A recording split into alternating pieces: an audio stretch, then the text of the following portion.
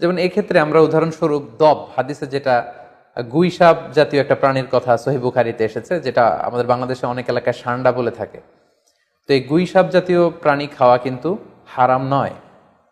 আমরা সহিহ বুখারীর বর্ণনায় জেনেছি যে আল্লাহ রাসূল সাল্লাল্লাহু আলাইহি ওয়াসাল্লামের স্ত্রী মাইমুনা রাদিয়াল্লাহু তাআলা আনহার বাসায় আল্লাহ রাসূল সাল্লাল্লাহু আলাইহি ওয়াসাল্লাম সহ অনেক সাহাবারা খেতে বসেছিলেন। সেখানে একটা প্লেটে গুইসাপকে ফ্রাই করে দেওয়া হয়েছিল। তো রাসূল সাল্লাল্লাহু আলাইহি ওয়াসাল্লাম খেয়াল না করে সাধারণ গোশত মনে করে সেখানে তিনি হাত দিচ্ছিলেন। তখন অনেক সাহাবারা, মহিলা সাহাবারা বললেন, ইয়া রাসূলুল্লাহ, এটা তো দব, এটা তো গুইসাপ। এই কথা শুনে আল্লাহ রাসূল সাল্লাল্লাহু আলাইহি ওয়াসাল্লাম সেখান থেকে হাতটা সরিয়ে নিলেন। তো এই দৃশ্য দেখে খালিদ ইবনে ওয়ালিদ রাদিয়াল্লাহু তাআলা আনহু উনি জিজ্ঞেস করলেন, ইয়া রাসূলুল্লাহ, গুইসাপ খাওয়া কি হারাম? হারামুন আদ-দাব্বু ইয়া রাসূলুল্লাহ, আপনি যে হাত সরিয়ে নিলেন, গুইসাপ খাওয়া কি হারাম? আল্লাহ রাসূল সাল্লাল্লাহু আলাইহি ওয়াসাল্লাম বললেন যে না, গুইসাপ খাওয়া হারাম নয়, তবে আমি এটা খেয়ে অভ্যস্ত নই, আমাদের এলাকাতে এটা পাওয়া যায় না, এজন্য আমি এটা খাচ্ছি না। তাহলে বোঝা গেল এক্ষেত্রে এটা রুচির সাথে সম্পৃক্ত। আপনার যদি রুচিতে কুলায় আপনি খাবেন, আর রুচিতে যদি আপনার না আসে তাহলে আপনি। এক ভাই প্রশ্ন করেছেন, সান্ডা খাওয়া কি জায়েজ? ভাই, সান্ডা কি জিনিস তা বুঝতে হবে।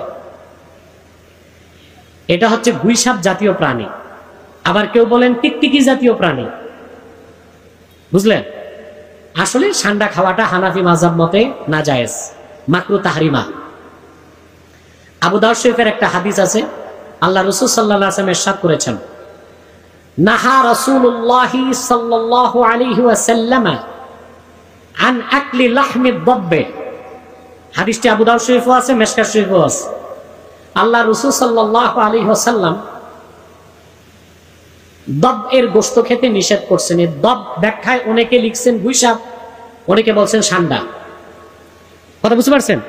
তা হানাফি মাযহাব মতে সান্ডাটা কি বিজ্ঞানীরা বলতেছে টিকটিকি জাতীয় প্রাণী, আর দেখতে দেখা যায় অনেকটা গুইসাপের মতো। সর্বোপরি ওলামায়ে কেরাম হানাফিদের ফতোয়া এটাই, সান্ডা খাওয়া মাকরুহে তাহরিমা, যেহেতু হাদিস শরীফে নিষেধ এসেছে। আর একটা রওয়ায়াত আছে বুখারী শরীফে যে রাসূল করিম সাল্লাল্লাহু আলাইহি সাল্লামের সামনে সাহাবায়ে কেরাম খেয়েছিলেন, আল্লাহ রাসূল সাল্লাল্লাহু আলাইহি সাল্লাম ধরেন নাই, আবার সাহাবায়ে কেরামকে কঠোরভাবে নিষেধ করেন নাই। তো উসুল হচ্ছে যে কোনো হাদিস দিয়ে যদি হিল্লত সাবেত হয় আর কোনো হাদিস দিয়ে হুরমত সাবেত হয়, ইদা তাআরাজাতিল হিল্লাতু ওয়াল হুরমাতু ফাতুরাজ্জাহুল হুরমা। বুখারীর একটা রওয়ায়াত থেকে দেখা যায় খাওয়া যায়, আবু দাউদের রওয়ায়াত থেকে দেখা যায় খাওয়া যায় না। তো উসুল অনুযায়ী হানাফিগণ সিদ্ধান্ত নিয়েছেন যে হাদিসে নাহি আসছে, নাহি খাওয়া যাবে না, ওইটার উপর আমল করতে হবে। এই জন্য হানাফিদের মতে এটা মাকরুহে তাহরিমা, হারামের কাছাকাছি। ঠিক আছে? না খাওয়াই ভালো না, না খাওয়াই উচিত, ভালো না, উচিত। 1159 নম্বর হাদিস, আব্দুল্লাহ বিন আব্বাস রাদিয়াল্লাহু তাআলা আনহু থেকে বর্ণিত, তিনি বলছেন, ওকেলা দাব্বু আলা মাইদাতি রাসূলিল্লাহ সাল্লাল্লাহু আলাইহি ওয়াসাল্লাম, বলছেন যে দব্বের গোশত, দব কাকে বলে? দবকে সাধারণত সান্ডা বলে আমরা জানি। দব কি? সান্ডা বলে আমরা জানি, যেটা মরুভূমিতে হয়ে থাকে, আরব দেশগুলিতে হয়ে থাকে, আর ভারতে রাজস্থান মরুভূমি সেখানে হয়ে থাকে।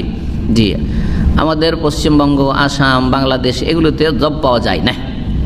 এই হাদিস অনেকে বুঝেনি, তাদের জেহালতের কারণে, তাদের মূর্খামির কারণে গুই সাপকে দব বলেছে তারা, আর গুই সাপকে দব বলে দিয়ে গুই সাপ খেয়ে ফেলেছে। ওই রকমই এক কাঠমোল্লা, মানে আলেম নয়, সে মুন্সি টাইপের, আমাদের অঞ্চলে মুন্সি বলে না হয় মোল্লা বলে, কারাকে, যারা কোরআন পড়ার পরে 2-4 হরফ পড়েছে, হয়তো একটু উর্দু ফার্সি জানে, সামান্য 2-4 অক্ষর পড়েছে, হ্যাঁ, ওদের কাছে না এলেম আছে না বাহাদুরি কম আছে। এলেমও নেই, আবার খুব বাহাদুরিও বেশি দেখায়। কথা বোঝা গেছে না? যার ফলে এরা এই পাপগুলিতে লিপ্ত হয়ে যায়। তো একজন এইরকমই মোল্লাজি আছে, আল্লাহ হেদায়েত করে ওকে, ওই ব্যক্তি অনেক গুইসাপ খেয়েছে। জি, আমাদের পশ্চিম দিনাজপুরের একজন ওইরকম আছে, আল্লাহ হেদায়েত করে, যে অনেক গুইসাপ নাকি খেয়েছে শুনেছি। জি, আউযুবিল্লাহ। অথচ গুইসাপে, হ্যাঁ, আর এই দাব্বে, সান্ডাতে অনেক পার্থক্য রয়েছে, অনেক পার্থক্য রয়েছে। জি হ্যাঁ, সৃষ্টিগত দিক থেকে, বৈশিষ্ট্যগত দিক থেকে অনেক পার্থক্য রয়েছে। রাসূলুল্লাহ সাল্লাল্লাহু আলাইহি ওয়াসাল্লামের দস্তরখানে দব খাওয়া হয়েছে, অর্থাৎ রাসূলুল্লাহ সাল্লাল্লাহু আলাইহি ওয়াসাল্লামের সামনে দস্তরখান বিছানো হয়েছে খাওয়ার জন্য। হ্যাঁ, খেতে বসেছেন সাহাবীরা, নবী সাল্লাল্লাহু আলাইহি ওয়াসাল্লাম বসেছেন, সবাই দব সান্ডা খাচ্ছেন, দব খাচ্ছেন, রাসূলুল্লাহ সাল্লাল্লাহু আলাইহি ওয়াসাল্লাম নিজে খাননি। কথা বোঝা গেছে? জি। আমার সাথে খেতে বসে অনেকে কাঁকড়া খেয়েছে, আমি খাইনি। জি জি, কাঁকড়া খাওয়া মকরুও নয়, হালাল। আর চিংড়ি মাছের মতো, হ্যাঁ চিংড়ি মাছও মকরু না। আমাদের সে আবার হানাফি একসাথে কলেজে চিংড়ি খাওয়া মকরু, জানি না কোত্থেকে এদের মকরু আসলো, ফড়িংয়ের মতো লাগে সেই জন্য নাকি আল্লাহ জানে। তা নয়, রাসূলের সামনে এই সান্ডা এই গোসাপ বা গহিসাপ বা এই সান্ডা একে রান্না করে পেশ করা হলো। আল্লাহ রাসূল বললেন, না আমাকে ভালো লাগে না, এটা আমার অরুচি। তাই বলে তিনি হাত উঠিয়ে নিলেন। পাশে যারা ছিলেন তারা প্লেটটা টেনে নিয়ে খেতে লাগলেন আর বললেন, এটা কি হারাম? তখন আল্লাহ রাসূল বললেন, না আমি হারাম বলি না, তবে আমার রুচিতে হয় না, আমি এটা খাবো না। অনেকেই মুরগির গোশত খেতে চায় না, মুরগি অপবিত্র কিছু চোখের সামনে খেতে থাকে। এই জন্য এর অর্থ এই নয় যে মুরগি হারাম। যার রুচি হবে সে খাবে, যার রুচি হবে না খাবে।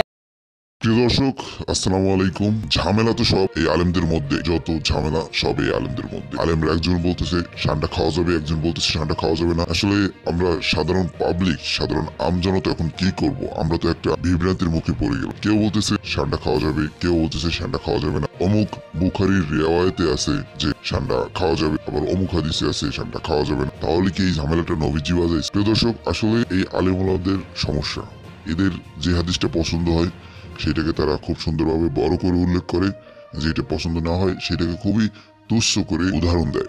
উদাহরণস্বরূপ মিজানুর রহমান আজহারী যে বলছেন যে আপনার যদি রুচিতে কুলায় তাহলে আপনি খাবেন, আপনার যদি রুচিতে না কুলায় তাহলে আপনি খাবেন না। আমার সব থেকে এই হাদিসটি পছন্দ হয়েছে, যেহেতু সান্ডা একটি শারীরিক উপকারী একটি খাবার, মানে এই সান্ডাটি খেলে আপনার শারীরিক বৃদ্ধি পাবে, আপনি অনেক শক্তি পাবেন। এমনকি এই সান্ডার তেল কিন্তু বিক্রি হয়। সেই ক্ষেত্রে এই সান্ডা যখন এত উপকারী, আমি আপনাদেরকে আরেকটু কথা বুঝাই। সেটি হচ্ছে, আমরা যখন অনেক ধরনের ওষুধ খেতে যাই সেখানে কিন্তু দেখা যায় যে অনেক সময় জোকের বিষ ব্যবহার করা হয়, সাপের বিষ ব্যবহার করা হয়, এগুলো কিন্তু আমরা খাচ্ছি। কিন্তু কথা হচ্ছে, আমরা এইগুলো যখন খেতে পারতেছি তাহলে এই সান্ডা কেন খেতে পারবো না? এগুলো তো আমাদের উপকারিতার জন্য খাওয়া হয়। সাপ কিন্তু খাওয়া জায়েজ নাই, একদমই হারাম।